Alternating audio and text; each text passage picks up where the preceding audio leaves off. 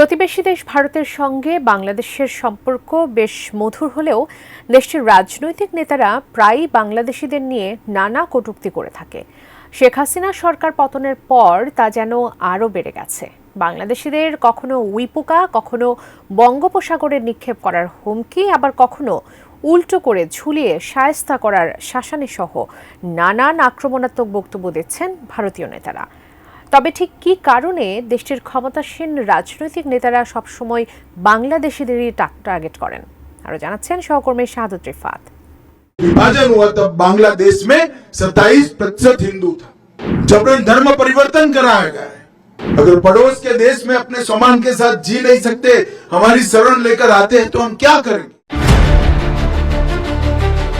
ভারতের স্বরাষ্ট্রমন্ত্রী অমিত শাহ ঝাড়খণ্ডে এক দলীয় জনসভায় বাংলাদেশিদের উল্টো করে ঝুলিয়ে শায়েস্তা করার হুমকি দেওয়ার খবরে আবারও আলোচনায় ভারত বাংলাদেশের সম্পর্ক। প্রশ্ন উঠেছে, প্রতিবেশী দেশটি কি আদৌ বাংলাদেশের বন্ধুরাষ্ট্র, নাকি শুধু স্বার্থের জন্য বাংলাদেশকে ব্যবহার করে তারা? मैं आपको वादा करता हूं, रोहिंग्या और बांग्लादेशी घुसपैठियों को चुन चुन कर झारखंड के बाहर भेजने का काम भारतीय जनता पार्टी करेगी। এদিকে অমিত শাহর এই অশোভন বক্তব্য নিয়ে কূটনৈতিক স্তরে প্রতিবাদ জানিয়েছে ঢাকা। তবে এই প্রথমবার নয়, ভারতের এই রাজনৈতিক নেতা এর আগেও বাংলাদেশিদের উদ্দেশ্য করে কটূক্তি করেছেন।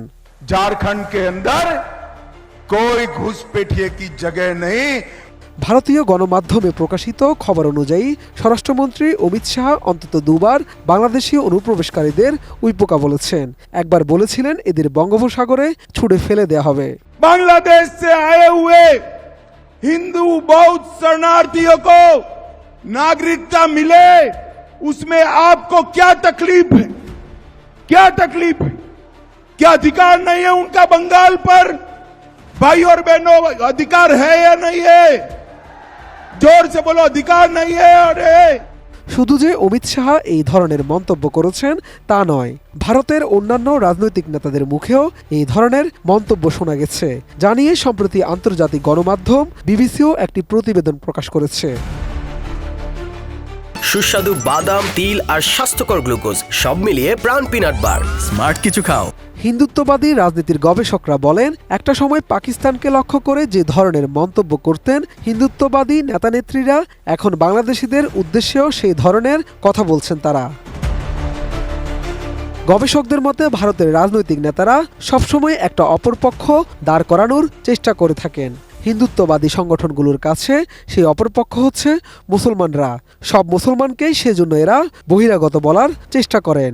এতদিন তাদের কাছে অপরপক্ষ ছিল শুধুই পাকিস্তান, কিন্তু গত বছর 10 ধরে দেখা যাচ্ছে বাংলাদেশকেও এরা টার্গেট করছে। হিন্দুত্ববাদী রাজনীতির গবেষকরা আরও জানান, বাংলাদেশিদের অনুপ্রবেশকে কেন্দ্র করে তারা যে রাজনীতি করে সেটা পুরো পূর্ব ভারতেই চর্চা হয়। আগে পশ্চিমবঙ্গ, আসাম, ত্রিপুরাতে হলেও সম্প্রতি ঝাড়খণ্ড আর উড়িষ্যাতেও সেই একই পরিকল্পনা করছে হিন্দুত্ববাদীরা। আর এই বাংলাদেশি অনুপ্রবেশকারীদের নিয়ে এদের প্রচারের ফলে পশ্চিমবঙ্গের বাসিন্দারা অন্যান্য রাজ্যে বিপদে পড়ছেন। আন্তর্জাতিক সম্পর্কের বিশেষজ্ঞ ও কলকাতার রবীন্দ্র ভারতী বিশ্ববিদ্যালয় রাষ্ট্রবিজ্ঞানের অধ্যাপক সব্যসাচী বসু রায় চৌধুরী বলেন, বাংলাদেশি মানুষকে নিয়ে এই ধরনের কুকথা ভারতের নেতারা অনেক সময়ই তাদের নিজেদের সমর্থকদের, ভোটদাতাদের উদ্দেশ্য করে বলে থাকেন, বিশেষত নির্বাচনের সময়ে। এটি ভোটারদের মধ্যে একটা মেরুকরণের প্রচেষ্টা মাত্র। বাংলাদেশি বিশ্লেষকরা বলছেন, অন্তর্বর্তীকালীন সরকার দায়িত্ব নেয়ার আগেও বিভিন্ন সরকারের আমলে ভারতের বিভিন্ন রাজনৈতিক নেতারা বাংলাদেশকে নিয়ে নানা কটূক্তি করেছেন। তবে এসব শুনেও ঢাকার পক্ষ থেকে কখনো জোরালো প্রতিবাদ করা হয়নি, যার কারণে এই অশোভন চর্চা যুগ যুগ ধরে চলে আসছে। শাহাদাত রিফাত, এটিএন নিউজ, ঢাকা।